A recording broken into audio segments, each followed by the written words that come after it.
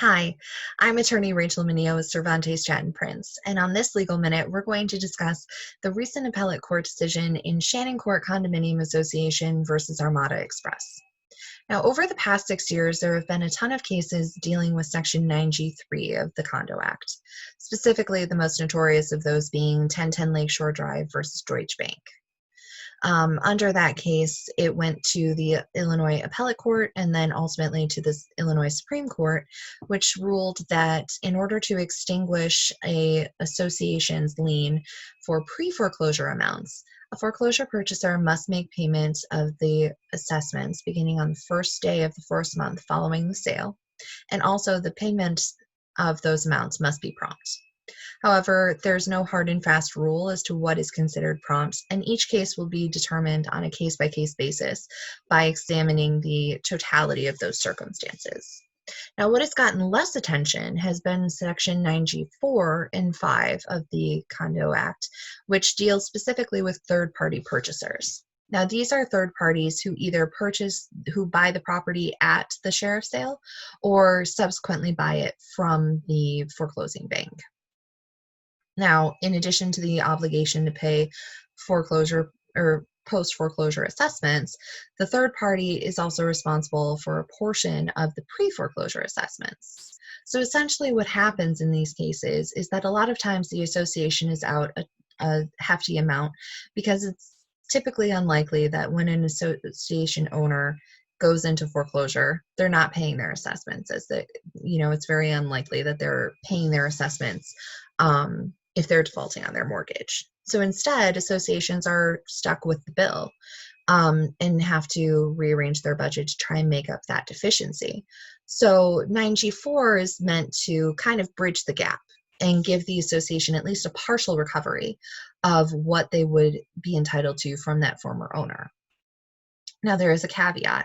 The association can't just sit back and do nothing and expect to collect from a third party. Instead, the association has to take some collection action against the former owner to try and enforce those amounts. And if they do, then they're entitled to the 6 months. It's also not just any 6 months, but it's the 6 months immediately preceding the institution of a collection action. So what does that mean?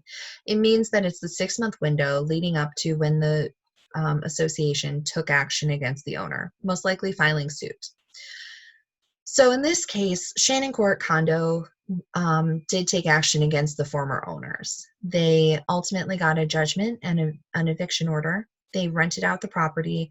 They made the unit habitable by conducting certain repairs.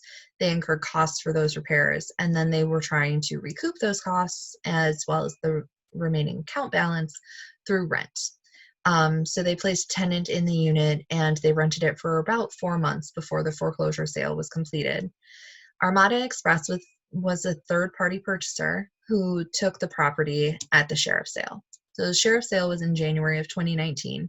They subsequently made payments of the post-foreclosure assessments beginning in April, I believe, of 2019.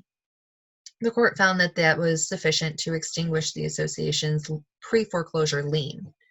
However, what's telling in this case is that Armada Express made payment of what it believed was the 6-month obligation. They calculated what the association had collected in rent and subtracted that as a credit in their favor for what was owed for the 6 months. The court essentially remanded it back to the trial court for a discussion of whether or not that payment of the difference between what was collected via rent and what they would have owed for the 6 months, to see whether or not that was sufficient to extinguish their obligation. But also in this case, the court went a little bit further and explained what it believes the obligation on the third party to be. Now, typically, the associations were able to recover not only the 6 months of common expenses, but also the attorney's fees and legal fees related to the collection action. So this was by reading the Section 9G1 and Section 9G5 of the Condo Act specifically in conjunction. Now, what does this all mean? So why do we care? Essentially, this holding is important because it limits what associations can recover to being the attorney's fees as well as repair fees that are only within that 6-month window leading up to suit. So obviously you're not going to be able to recover the repair costs to make the unit habitable from a third-party purchaser because that happens after the 6-month window. It happens after judgment's been entered, and it happens after the eviction has been completed. So associations are going to have to make the determination as to whether or not they want to invest the money into those repair costs, knowing that they're likely going to be unrecoverable if the property is sold at a foreclosure. Additionally, they're going to have to make a business decision as to whether or not the attorney's fees related to the lawsuit are going to be recoverable, because the court in this case basically determined that the only attorney's fees and costs that were recoverable are within that 6-month window leading up to the lawsuit being filed, not after the lawsuit has been filed, or if the if the litigation becomes contentious and there are additional costs down the line. Those will not be recoverable from that third party. Instead, the association's only recourse would really be to try and enforce that personal judgment against the old owners. So it does impact a little bit of how the association needs to review the likelihood of whether or not there's going to be a foreclosure down the line, before you are able to recoup everything from rent, or if there's already been a foreclosure filed.